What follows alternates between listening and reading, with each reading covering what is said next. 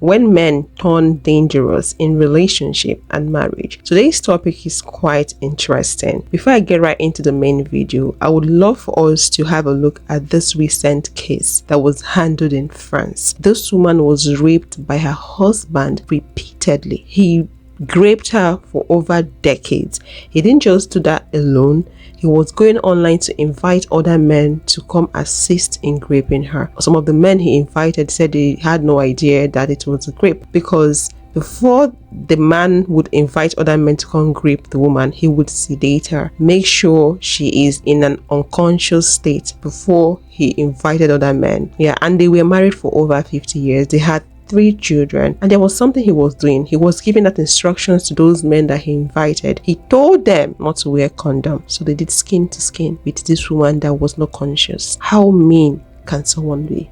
Let's go over to the news and see what the papers are saying about the story. Husband drugged wife recruited over 70 men to rape her, prosecutor says. The case of Dominique Pellicot, accused of repeatedly sedating his wife and inviting men to rape her while she was unconscious, has caused outrage in France. The trial of a man accused of repeatedly drugging his wife and recruiting more than 70 men to rape her while she was unconscious opened in Avignon, France this week, drawing demonstrations outside the courthouse and horror across the country. Prosecutor says that for nearly a decade, Dominique Pellicot, 71 years, crushed sedating anti-anxiety medication into his wife's dinner and used online platforms to invite men to sexually assault her in the couple's home and other locations used by the family. 50 years of marriage with 3 kids, and he did all that to that woman. According to the police, they caught him because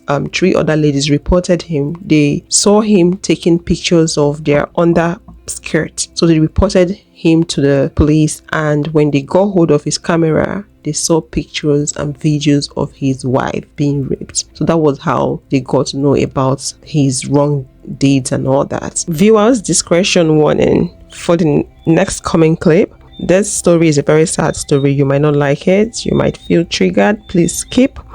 It's a ritual killing story. An innocent girl's life was taken by her boyfriend. When this boy was apprehended, he told them that he did not know the girl at all. He met her at the gas station. He kidnapped her. While she tried escaping from him, he strangled her. He literally admitted to strangling her. You are good one. I'm the only one. No, this cannot be only you. Sir, me, I confess. You say I should confess. I stay everything. This cannot be your work alone. I swear to God. Come. If they raise here now, you will see the private part. They don't come out. Sir, they never move anything. Sir, I swear to God. Hey, what did you use in killing her? I strangled her. Strangle her to death. Yes, sir. Why? Why? Thank you, but there is more to this. There's a body here before. Oh, what and what? What and what? Which part of her? What and what did you remove from her body? Sir, I said I didn't remove anything. I swear to God. Okay, why did you kill her? Joe, why did you remove anything? Sir, I told you now. Why did you kill her? I don't have to escape. That's why. Sir, this is my face. Why did you kill her? I kidnapped her, like I told you. You're gonna give doctor a chance to pass. She was trying to escape. So shall you see my Where did you face? kidnap her from? She know you before? No. Where did you kidnap her from? I brought her here. Where did you carry her from? From that gas station side. Gas station you carry her? Yes, sir. How did you get her contact? I met her. You met her at where? She was going home towards that side, but I don't even know where her house is. Okay. He strangled her and killed her. After much investigation, they found out that this guy killed his girlfriend. He knew the girl. They were dating. She was in the university. He took her life. And then later he confessed and said that he met a native doctor on TikTok. The native doctor asked him to remove his girlfriend's tongue, eyes, and lungs for money rituals. He went ahead to do that. It's very sad. This guy looks so young. He looks very young. The girl looks very young as well. How can a young guy be this wicked? How can this guy harbor this amount of wickedness in him? This is rampant in Nigeria. It's an epidemic in Nigeria, honestly. It's a huge trend. A lot of young boys are using young girls for rituals. Like I mentioned in a video I made not too long ago, I said they will intentionally get into a relationship with a girl just to use her for rituals, for ritual killing. People have stone cold hearts these days. There is no heart of humanity again as it used to be, as much as it used to be. People don't care about their neighbors anymore. It's all about the money. Tell me what amount of money a guy of this age is looking for. I know in Nigeria we have some young boys driving Benz. I tell you, once they make that money, they run off to buy Benz so they can show off and oppress who needs to be oppressed in their books. It's really sad. The life of this pretty young looking girl was cut short because she decided to be in a relationship with a satanic human being, not knowing that this satanic fool, idiot, was going to take her life. It's very sad. Ladies, please be careful out there. Be really extremely careful out there. This is a very sad story. This life is scary, honestly. Trusting humans is a problem. Trusting a sick man is a double problem. Being in a marriage does not mean that you are with someone that is sane. Some people are insane. Some people are insane, and it's just a matter of time for them to start displaying. The heart of man, they say, is evil and desperately wicked. Who can know it? Some people can pretend. Some people can harbor hatred, jealousy, envy towards you for a very long time, waiting for the right time for them to strike. That was a sad story, and I'm pretty sure they have more stories out there, worse stories. That lady was lucky that she made it out alive. Some people don't see the next day, they don't see the next minute. Some women have been sent into the grave because of the men they got married to, because of getting married to the wrong person, or maybe the right person later turned the wrong person. Because people can change. A man might be good today, tomorrow he turns to something else, maybe due to circumstances.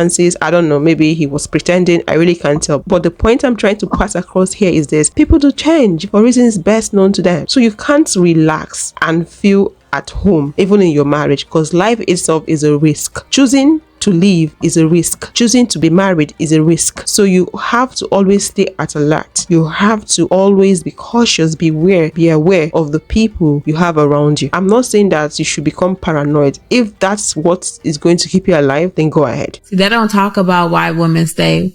I stayed because I didn't have self-worth. I stayed because I was depressed. I was down. My self-esteem was down. I stayed because I wasn't a full woman. I wasn't 100% when I was in a relationship. I was working with only 20% of myself. So you asking me to leave something and I don't even have the self-worth? When you continuously getting wrong by a man, your self-worth depletes. Depletes without you even knowing it. When I went into a relationship, I was a bad bitch. But when I stayed up in it, that is my bad bitch mentality. My self-esteem, it started disappearing on me, and it silently disappeared on me. My self-worth started to disappear. And at that moment, I was just stuck and accepting it. It was just like, wow. And it could be some arrogance. How can this man do me like this? I am so good to this man. I do this. I do this. I do this. I do this. I am so good to him. Why don't he love me? And it was my ego and my diminished self-worth and self-esteem that made me stay with him. Social media has made it possible for a good number of women to come on there and share their experience and enlighten others and educate others of the possibility of what men can do, the capability of some men in relationships. Some women have taken to social media to warn women against red flags in relationships, although some of those red flags might seem small at first. But what happens when those red flags turn to something much more dangerous in relationship? I think a lot of us ignore red flags for the comfortability of having somebody. And absolutely. And I can change him. The red flag. He drinks too much. We can make adjustments. He lied about little. We can make adjustments. He said he lived with his mom, but they're not together. We can make those adjustments. I mean, he only hits me on Tuesday.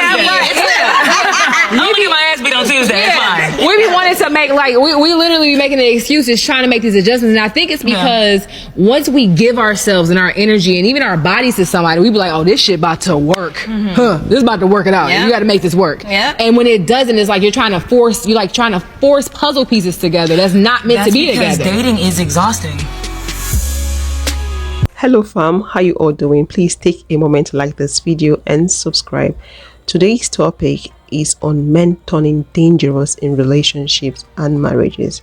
how to know the signs, recognize the signs, and also how you can protect yourself if you find yourself in such a situation. Picture this. Imagine you being in a relationship with a man that seemed like this perfect man, picture perfect kind of man.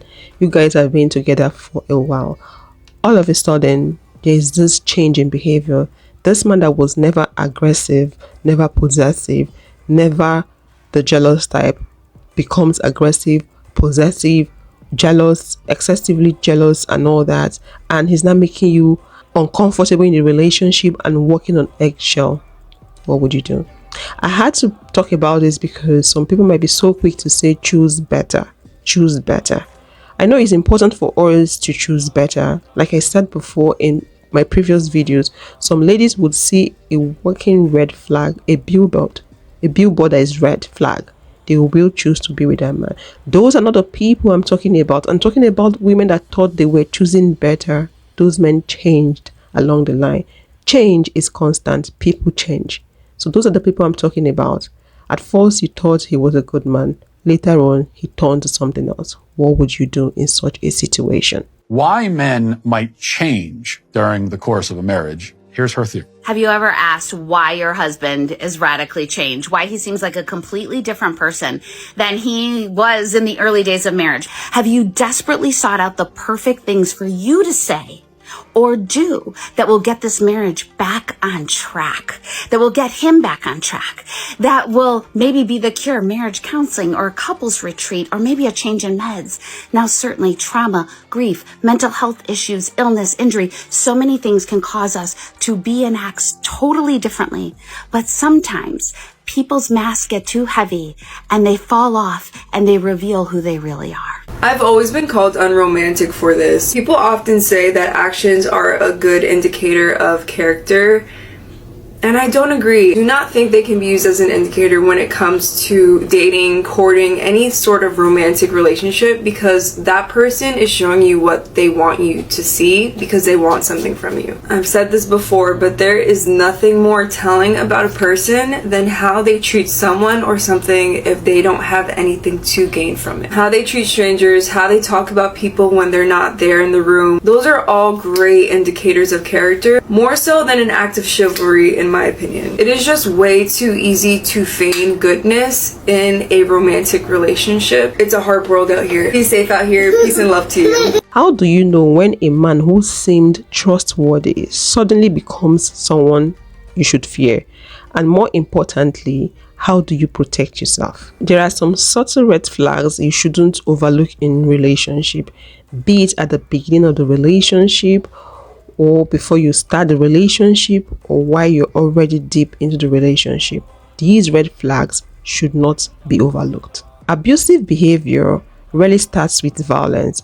Often it begins with subtle signs that are so easy to overlook. But if ignored, they can spiral into something much worse. Let's talk about the early warning signs that could indicate danger ahead. Never, ever remain with a man who does not allow you to contact whomever you want. It is a very unpleasant thing.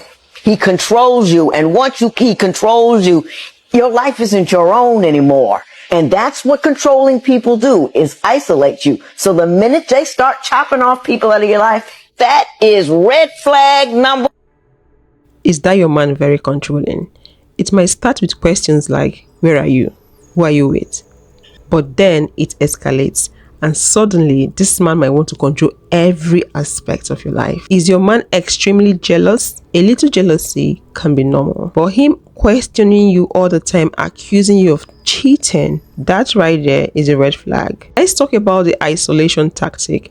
If your man is encouraging you to cut off your friends from your life for no just reason, cut off your family, your support system, and is telling you to center him in your life, make your life all about him, that right there is a danger warning. it's a red flag. Another sign to look out for is emotional manipulation. When that man makes you doubt your own reality, your feelings, and he makes you feel like you're the one that is in the wrong when he obviously wronged you, that is a sign that there might be danger ahead. Let's talk about what happens when the danger becomes real. Unfortunately, if those red flags are being ignored, they can quickly turn into real danger. The more you do for a man, the more he will resent you. When they are down and you try to lift them up, he will resent you for it because he see you as above him. They will envy you for doing for them what they couldn't do for themselves. This is why you don't build no man. Women have lost their lives, literally, trying to hold a man down and build him and give him some confidence, some money, somewhere to stay, a car to drive. Women have lost their lives. So women, stay in your femininity. Just exist. Don't build them. Because when he reaches his full potential, when he reaches his prime years, his 40s, his 50s, or whenever he come into a significant amount of money, if he win a lottery, baby, he going for his dream girl.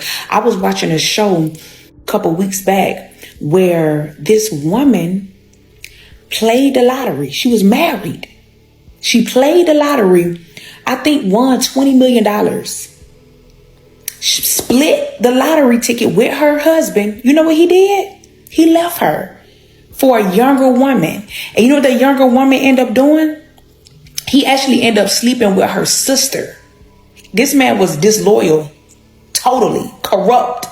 He ended up sleeping with her sister, and her boyfriend unalived him. This is a true story. But before the money, he was a hard worker at a postal service, a mailman, a faithful man. But when money came into the picture, it changed him. And that's the reason why a lot of men are still in their woman life, is because they haven't touched their prime years. They haven't touched some money yet. But you will see. And even the lady, the wife who wanted the lottery, she said, I wish I would have never won because I lost my husband. It destroyed my marriage. I didn't know he was going to change. So here she is. She done won 20 million. And she wanted her marriage, her husband, but he didn't want her no more. He felt like he could do better than her. And it cost him his life. And so this is why I tell women, don't build him. If his life ain't together, that should be an automatic turn off. Here is what happens when a relationship crosses the serious threat territory. Number 1, verbal abuse. Verbal abuse, you might most likely hear him say, if you leave me, you would regret it. No one else can love you the way I love you. No one else is going to accept you, or no one wants you out there. Don't just brush it off and say he's bluffing or he's just talking. No, take those words seriously. Physical aggression. If that your man has never laid his hands on you, but you can see him express aggression in different ways, him shoving you, pushing you, throwing things away, being physically aggressive. Do you know what that means? It means that physical abuse is just at the corner. It's coming, it's so close, it's just a matter of time. If your man begins stalking you and exhibiting obsessive behavior, you're in for it. If your man is constantly monitoring you, either through technology or him showing up unannounced, it's crossed the line from possessive to dangerous. If you're in an abusive relationship and you can recognize that yourself, that's, I think, step 1, like being able to say to yourself. But then you need to start building a community. You need to tell a friend, tell your mom, tell your sister, whoever it is, and let them come alongside you and start being okay with the fact that you need out. You know, and it is going to cost you money, and it is going to cost you friendships. It's going to cost you relationships. It's going to cost you your house, you know, like all of these things. And I know that it's scary, but it will be so worth it when you're on the other side. There's a very specific fear that is involved in leaving that only those of us who have gone through it understand. I endured extreme physical abuse, verbal and emotional as well. Leaving isn't something you do when you get in a fight and you go, I'm leaving, or we're done. It doesn't work like that in these types of situations. We're not afraid that they're going to get mad at us. We're actually terrified that they are going to physically harm or take our lives or the lives of people that we love when we leave. You actually have to plan and prepare to leave. And you have to hide money, and you have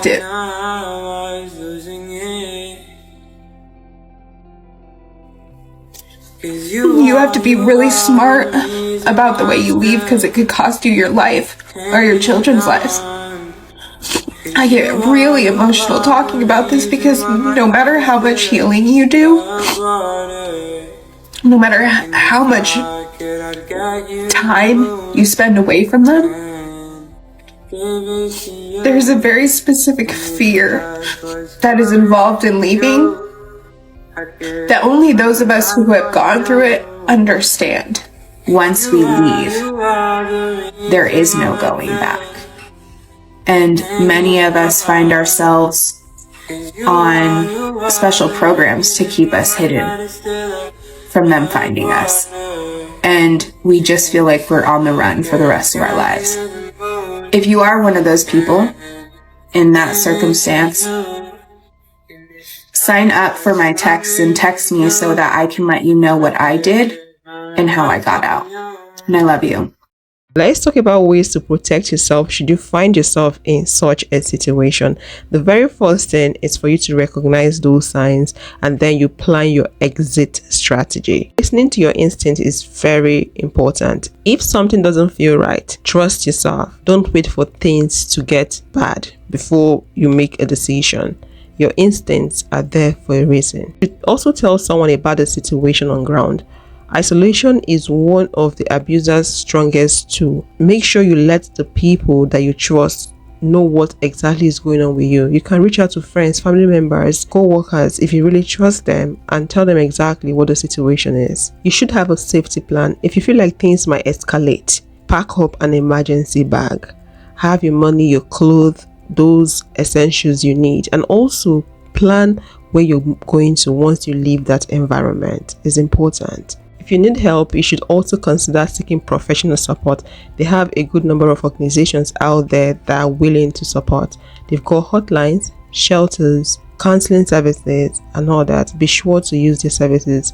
Reach out to them. I'm pretty sure they'll be more than willing to assist. Ladies, your safety and your well-being should be your number one priority. No relationship is worth you losing your peace of mind, your freedom, or your life over. Ever notice these warning signs in your relationship? Even the ones I didn't mention, but you know those signs are warning signs.